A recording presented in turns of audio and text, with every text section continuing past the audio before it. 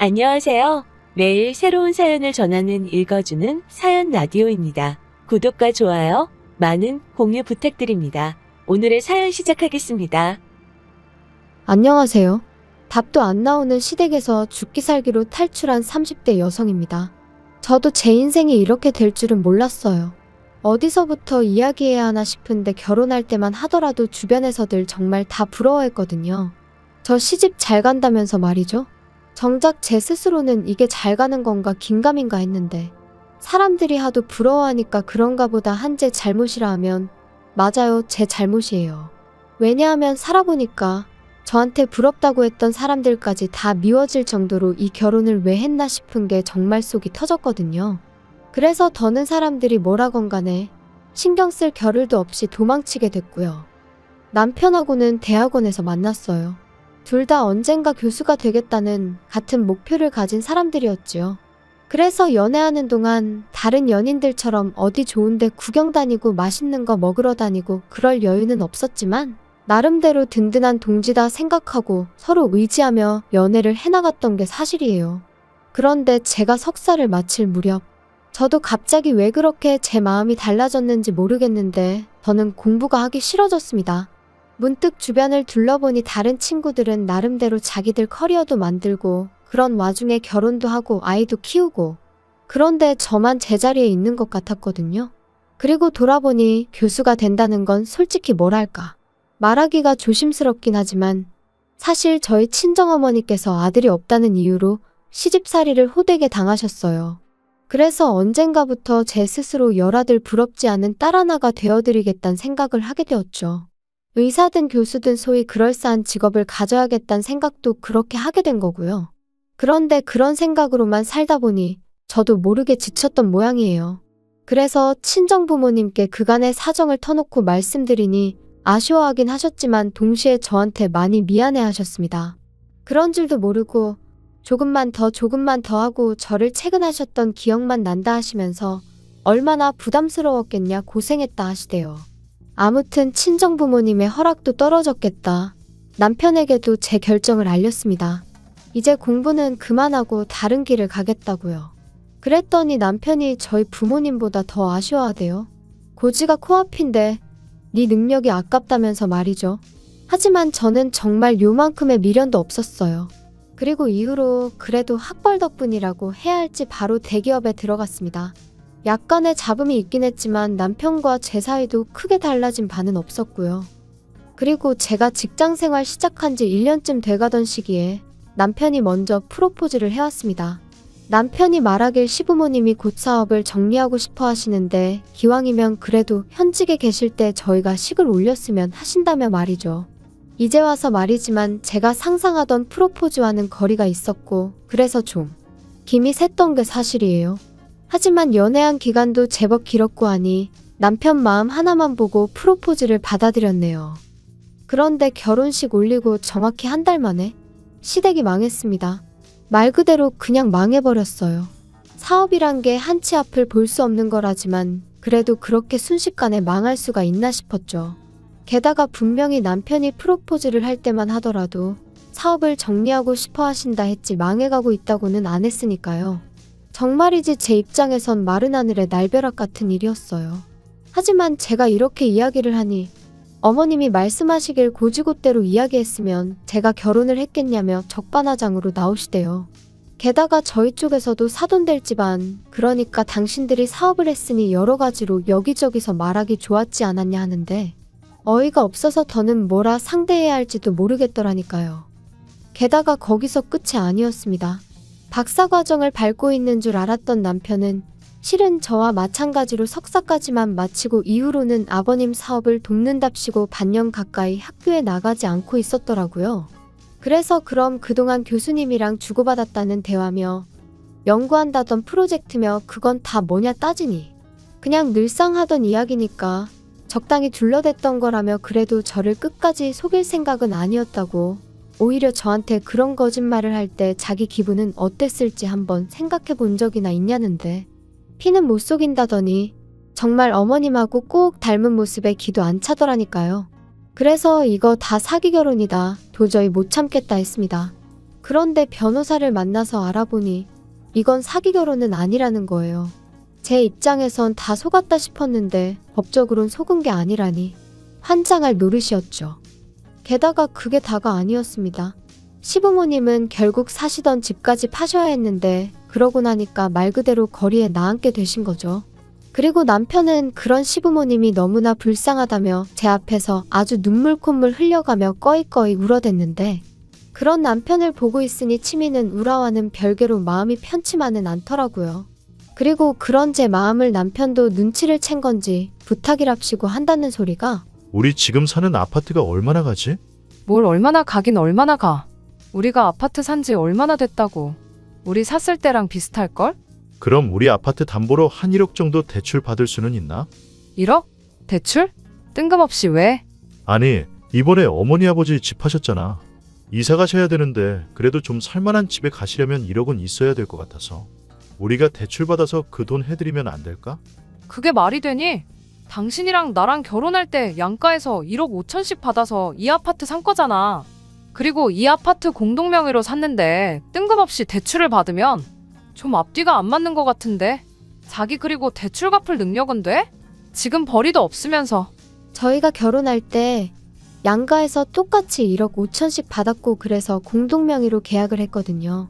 그런데 이제 와서 대출을 받자니 대출을 받게 되면 그건 남편이랑 저랑 같이 갚아야 되는 거고 아무튼 어느 정도 정이 떨어진 상태라 그런가 그런 계산까지 하게 되니까 머리도 복잡하고 기분도 안 좋고 그래서 남편더러 그러지 말고 그냥 아파트를 팔자고 했어요. 아파트를 팔아서 당신이 결혼할 때 들고 온 돈 1억 5천에서 1억을 내줄 테니 그거 시부모님 드리라고 했죠. 그리고 나머지 돈으로 우리 두 사람 형편에 맞는 아파트를 새로 사자.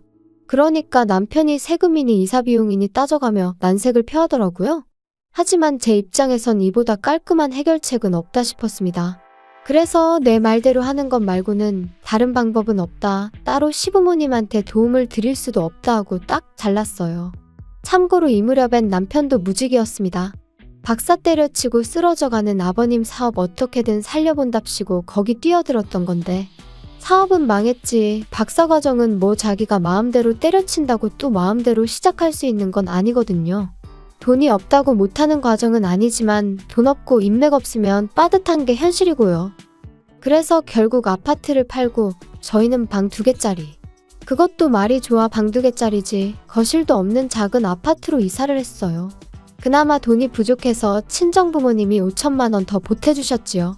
여담이지만 친정부모님께서 저더러 뭐하러 이런 꼴까지 봐가면서 사냐고 그냥 헤어지란 말씀도 하셨습니다. 하지만 그놈의 정이 뭐라고 그래도 한때는 서로 의지해가며 같은 길을 걸었다 보니 게다가 솔직히 사정을 모르는 남들이 보면 제가 그냥 남편을 버리는 걸로 보일 것 같았는데 그게 신경이 쓰이더라고요. 그래서 한때는 사기 결혼이라고 혼인무효까지 알아보기도 했었지만 어떻게든 남편 스스로 자리라도 잡게 도와주자고 그리고 그때 이혼해도 늦지 않는다. 제 나름대로 도의는 지키려고 했어요. 그런데 이런 제 마음이 남편이나 시부모님에겐 그저 만만하게 보였던 모양입니다.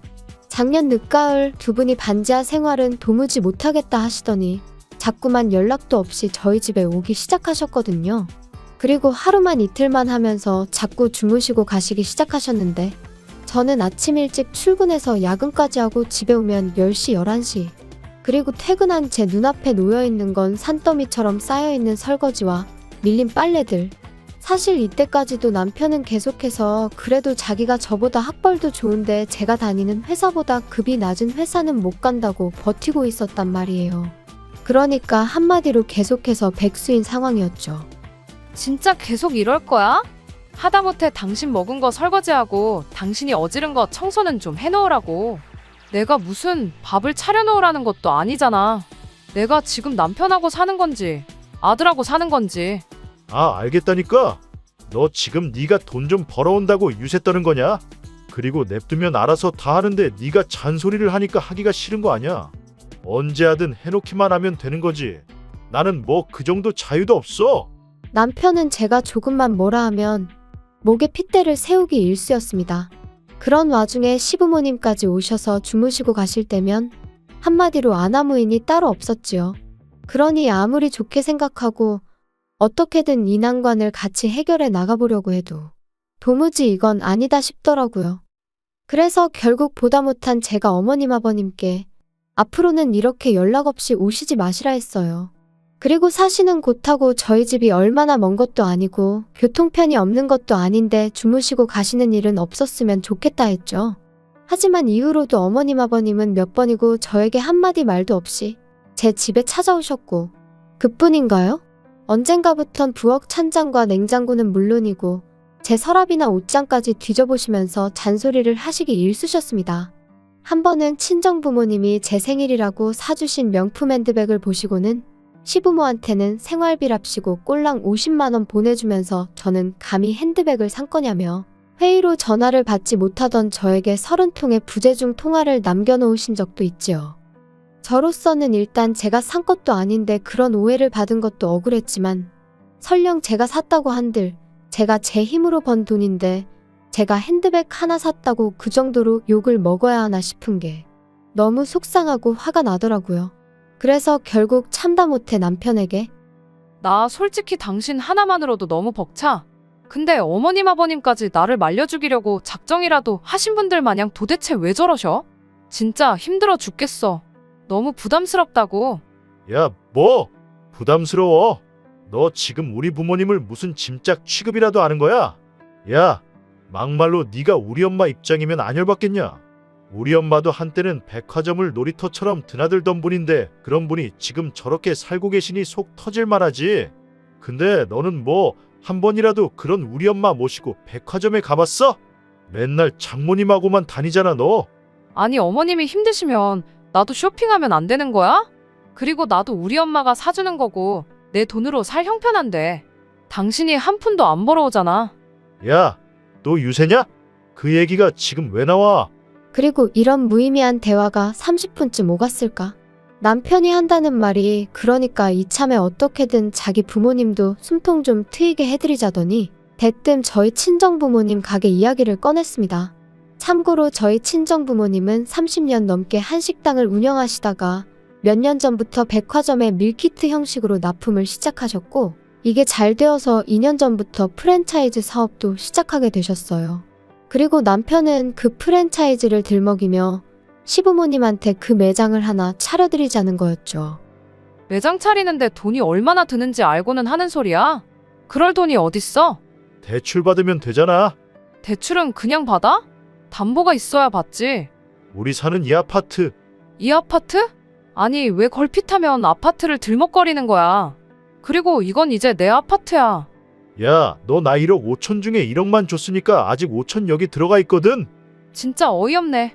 그럼 뭐 5천까지 돌려달라는 거야? 대출 안 받아줄 거면 돌려줘.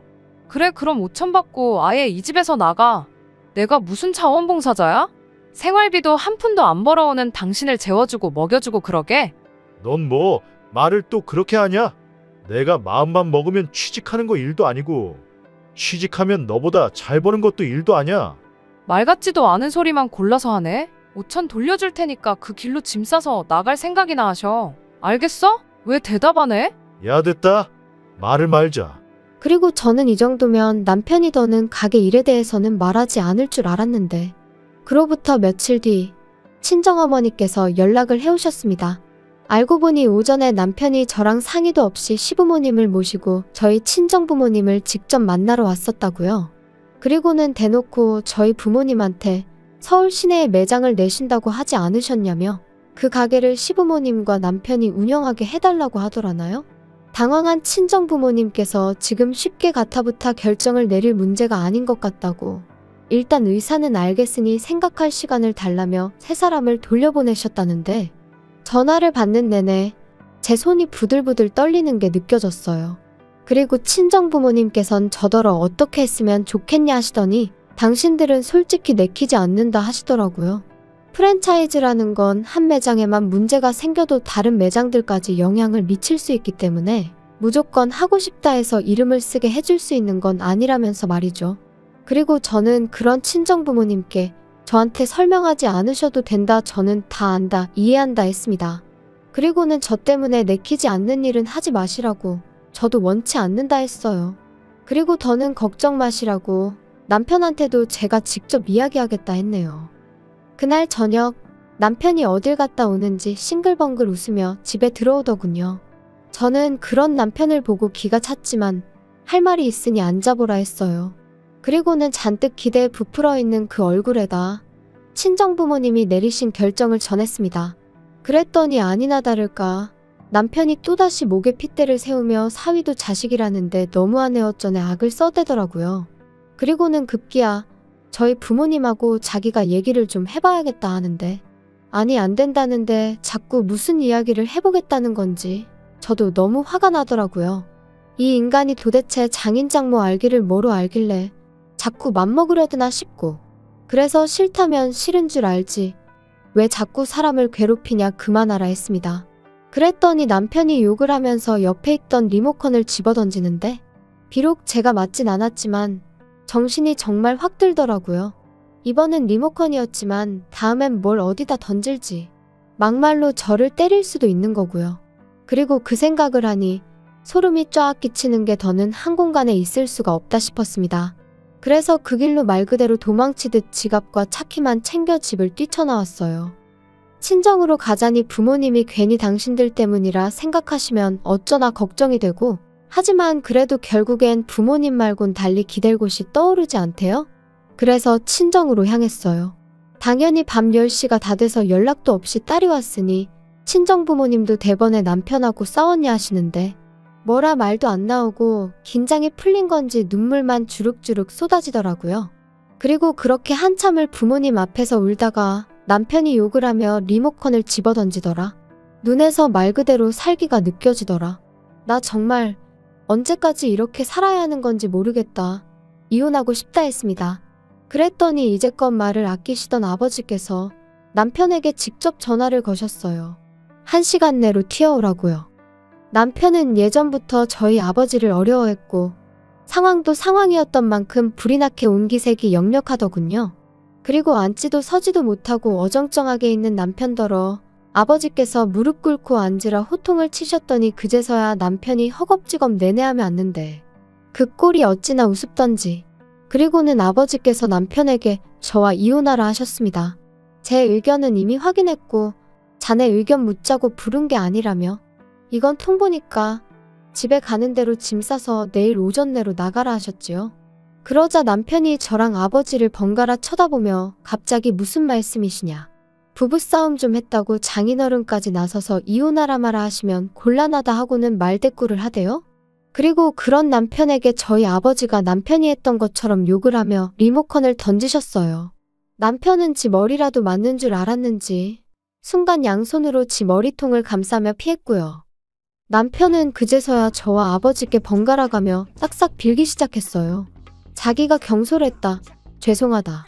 그냥 요새 여러 가지로 스트레스를 받다 보니 순간 실수를 한 거라면서 말이죠. 그리고는 자기한테 한 번만 기회를 달라.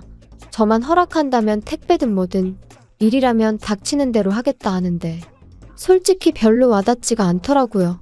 그리고 저는 이미 기회는 줄 만큼 줬었으니까요. 그래서 그런 남편에게 더는 시간 낭비하고 싶지 않다 했습니다. 그리고 제 확고한 태도를 보고는 아버지께서도 남편더러 이미 떠난 버스한테 다음에 일찍 나와 있겠다 하면 다시 돌아오더냐고 다 끝났다 하시더라고요. 이후로 이혼 안 해준다는 남편을 상대로 이혼 소송을 했고 당연히 결과는 제 예상대로 흘러갔어요. 결혼한 이후로 제대로 된 경제활동 한 번 하지 않은 남편과 그럼에도 불구하고 계속된 시부모님의 부당한 요구가 이혼 사유로 인정받았거든요. 그래서 1년이란 비교적 짧은 결혼 생활이었음에도 불구하고 많이는 아니지만 위자료 1,000만 원도 받게 되었죠. 그런데 어째서인지 기쁘다기보다는 후련하고 행복하기보다는 속이 시원한 정도였어요. 한편 남편은 그렇게 저와 이혼하고 원래는 시부모님이 사시던 집에 들어가려 했던 모양입니다. 그런데 어이없게도 전세살이를 하고 계신 줄 알았던 시부모님은 월세살이를 하시며 그나마 가져가셨던 1억을 야금야금 쓰고 계셨던 거지요. 남편이나 저에겐 매번 못 먹고 못 쓰고 사시는 척 하셔놓고 뒤로는 여행도 다니시고 그래놓고는 남편한테는 그러니까 저한테 좀 잘하지 왜 이 사단을 만들었냐고 역성을 내셨나봐요. 남편이 저랑 살 때가 좋았다며 후회된다 그립다 개소리 찍찍 써가지고 문자를 보냈던데 어찌나 재수가 없던지.